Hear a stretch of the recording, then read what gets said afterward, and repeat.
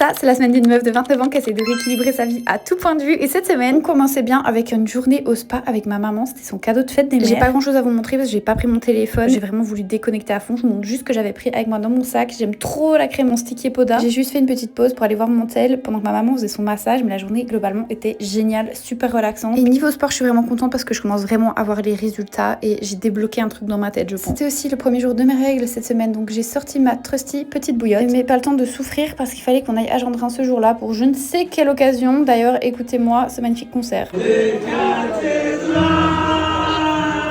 Bref, comme d'hab, je suis la dernière fille qui reste et j'assiste à toute cette débauche. C'est assez marrant à voir, je dirais même. Jeudi, c'était férié, du coup, on a décidé d'aller se balader à Namur. Il y avait Namur en mer. Après, c'est pas trop ça qui nous intéressait, mais on avait faim. On a repéré des petits endroits où on avait envie de manger, donc on s'est dit qu'on allait manger peu, mais à plusieurs endroits. Le rhinocéros et le phacochère, comme dirait l'autre. On voulait tester Opa depuis un moment. C'est un grec, je pense que c'est nouveau. Et d'ailleurs, j'ai demandé à Pierre-Antoine de me filmer quand les plats arrivent. Et regardez, mais ma tête, s'il vous plaît, en grand angle. Iconique. On a été manger à un endroit en mode comme ça on a encore faim et on va manger à un deuxième endroit. Tout ça parce qu'on était passé devant un food truck de street food chilienne et que ça avait l'air trop bon. On voulait trop tester ce burger avec la viande filochée, l'avocat et le fromage fondu. Et c'était archi bon, je survalide. Et puis finalement, je voulais trop un matcha, je voulais aller au Cupine, mais c'était fermé donc on est allé au Lloyd et j'ai pris le blueberry matcha latte et Pierre-Antoine a pris un genre de smoothie mangue et j'ai pris un cinnamon roll qui était trop bon. Ensuite, on a été rejoint par la famille. Milieu d'après, on est rentré parce que Pierre-Antoine devait aller aux asperges. J'ai goûté le matcha à la mangue que j'ai trouvé incroyable et quand Pierre-Antoine est revenu des asperges, on a cuisiné notre petit HelloFresh comme tous les jours de notre vie, sauf qu'on mange très tard en ce moment à cause des asperges. On mange vraiment genre vers 21h, 21h30 même parfois. Vendredi par miracle, il y a eu un peu de soleil donc j'en profite direct pour aller sur ma terrasse et prendre un peu le soleil en faisant mes petits montages. Et vendredi soir, on était invités chez des amis, j'ai sorti mes ballerines que Pierre-Antoine